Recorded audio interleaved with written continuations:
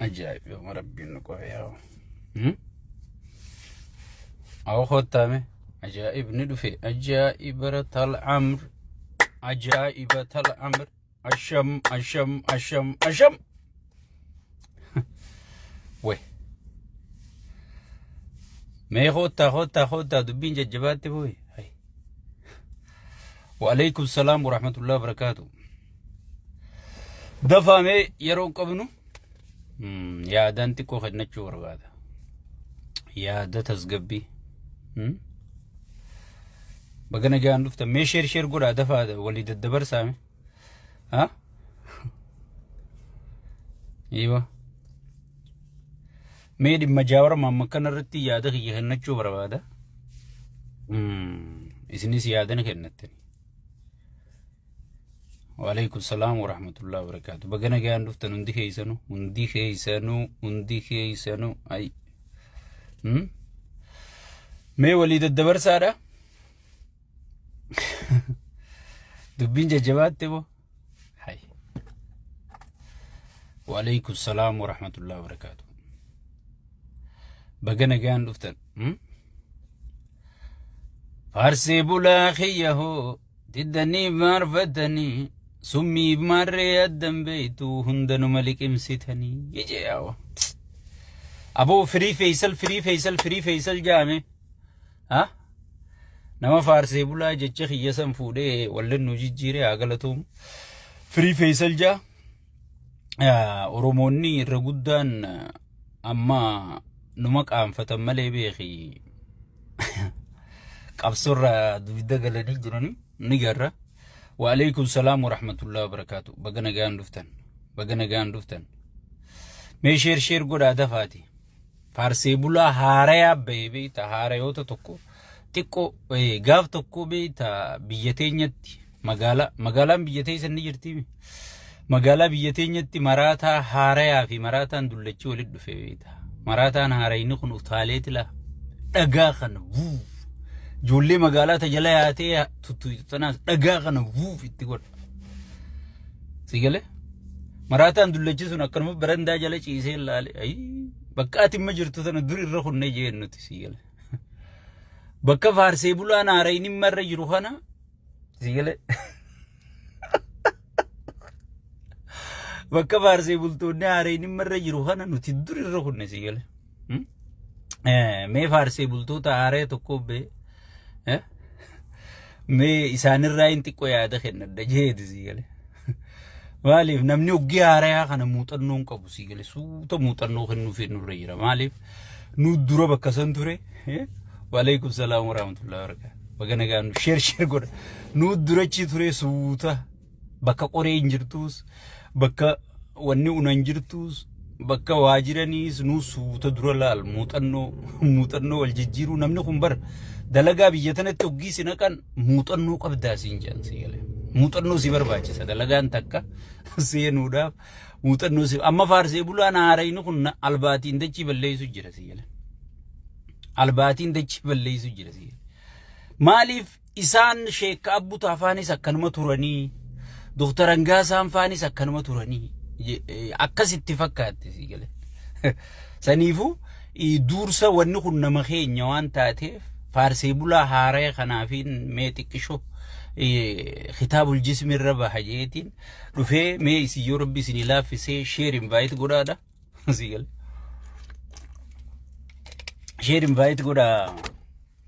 الرغودا نمنما بيزي رجرا وعليكم السلام ورحمة الله وبركاته مالف يو فارسي بولا هاري خنا سوتا وانتا جيتش سيفني مالي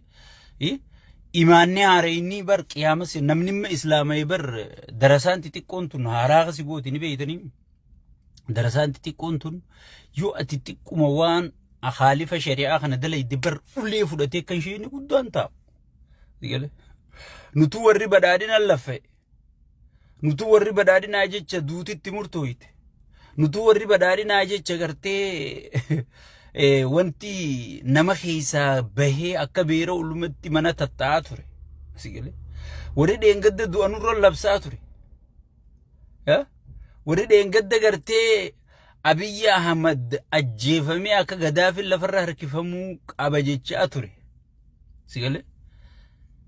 abiyyi ajjeefamuu dinnaan abiyyi irraa gartee waa arraabuuf jecha rakkachuu jira jechuudha. Nuti gaafasiis abiyyi ajjeefamuun jenne ajjeefamuun hin ta'u jenne arrallee ilma Oromooti ajjeefamuun ta'umaa jechaa jirra. Garuu nama ajjeesuu dhaabuu qabaa. Sigale sigale maaliif jennaan dhugaa suuta faarsee bulaan yoo suutatti himuu baanne akkamma dura agartee biyya balleessuu turan sanitti ajaadhaan biyya balleessuu turan sanitti biyya balleessuu waan ta'eef suuta muuxannoo kennuuniif baay'ee barbaachisaadha jechuudha. Baay'ee barbaachisaadha jechuudha. Bilziqinnaan ani isiniifin bilziqinnaan dhaabaa miti. Afooshaa Abiyyi Ahmed. Afooshaa Abiyyi tanaaf jecha Oromoo waliin dhabina. Sabaanis waliin dhabina. Sigale faarsee bultoota haaree anis numaaf hin dhaama akka obboleessa keessanitti.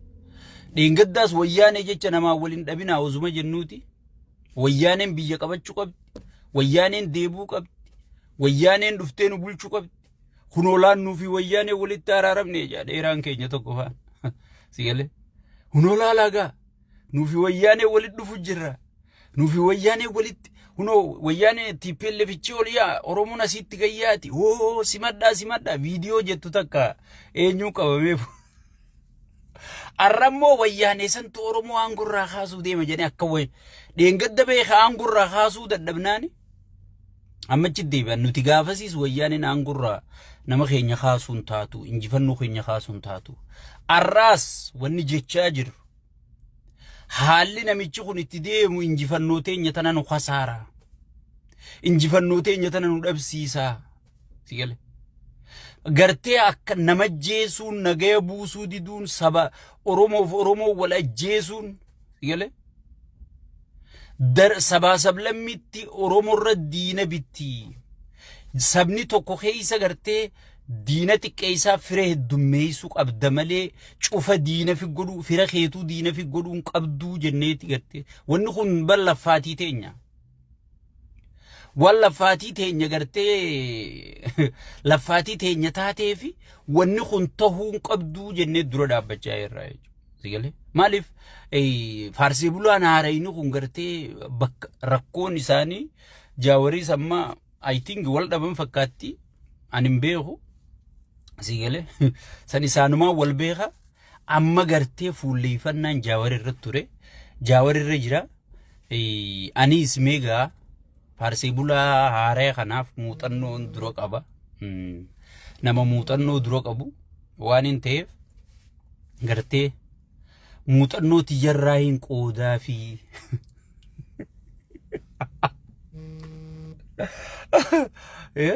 muuxannoo tiyyarraa hin qoodaa fi je'eetiin dhufee laal isinis maal gootan sheer gootaniiti sagalee tiyyatana faarsee bulaa haaree kana biraan geessanii jechuudha. Faarsee bulaa haaree kana biraan geessanii amma gara sagantaa kiyyaatiin dabraa baga nagaan dhuftan irra deebuudhaan assalaamu alaykum wa rahmatullaahi wa barakaatuhu gartee warroottan salaamtaa tanan jenne yooyyaa isiniin jenne duraan dursuudhaan akkuma beekamu gartee warri dheengadda duu qabanii du'anurra murteessaa turan warri gartee dheengadda bultii namaa biyya alaa tana diisisaa turan gartee harargee tana hunda gosaa waliin naqanii addaan diigaa turan arra gartee nama Oromoo dhimmamu nama qabsoo Oromooti dhimmamu fakkaatanii as dachanii jiranii jechuudha. Namoonni keenya dammaqanii hujii jara kanaa baruu an takkaa gosaa wal lolaan jenne takkaa gosa namaa xiqqeessee hin beeku takkaa bultii namaa takka diigee hin beeku. Jarri kun akku isinuu ni beektan waan inni hujii isaanii irra deebi'uun qabu jaran majaawir irra bobbeekan. Sigale faarsee bultoota haaree kana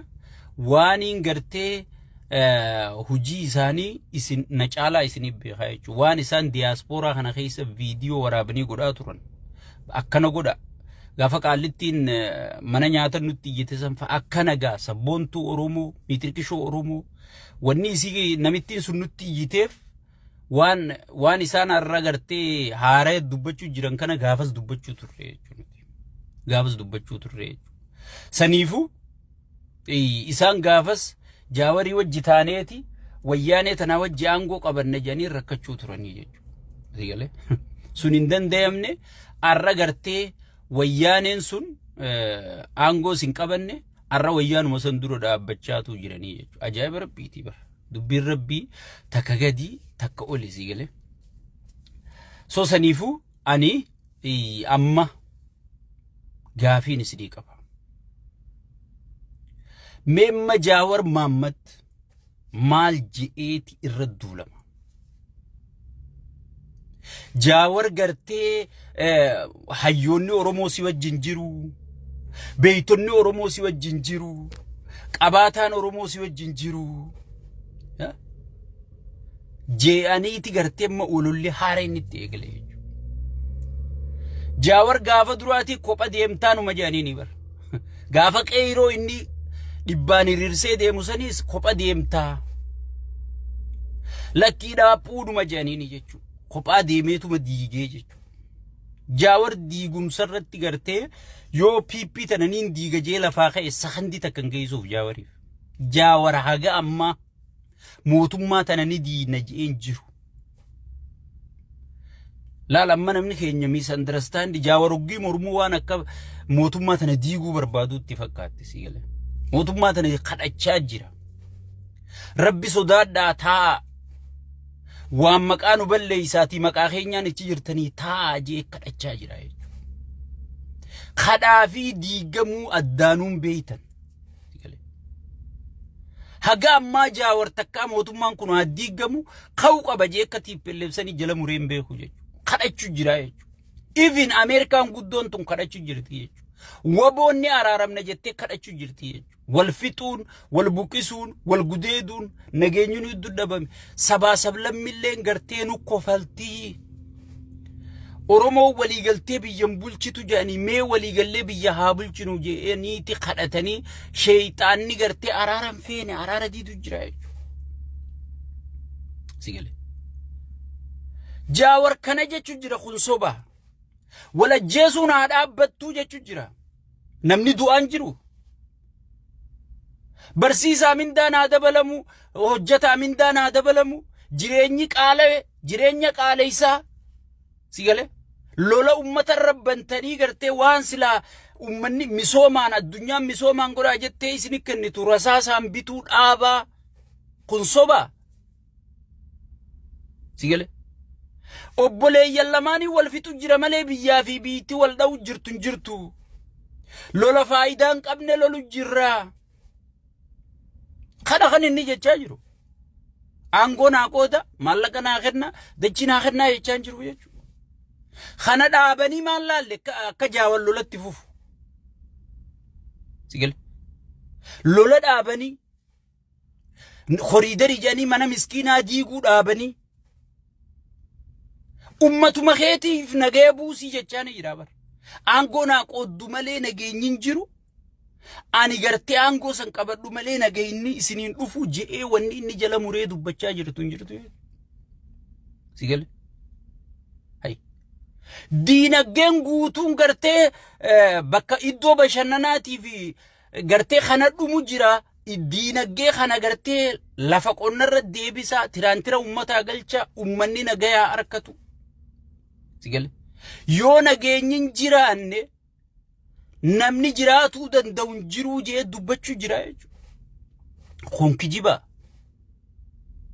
mee kun kijiba rabbi sodaadha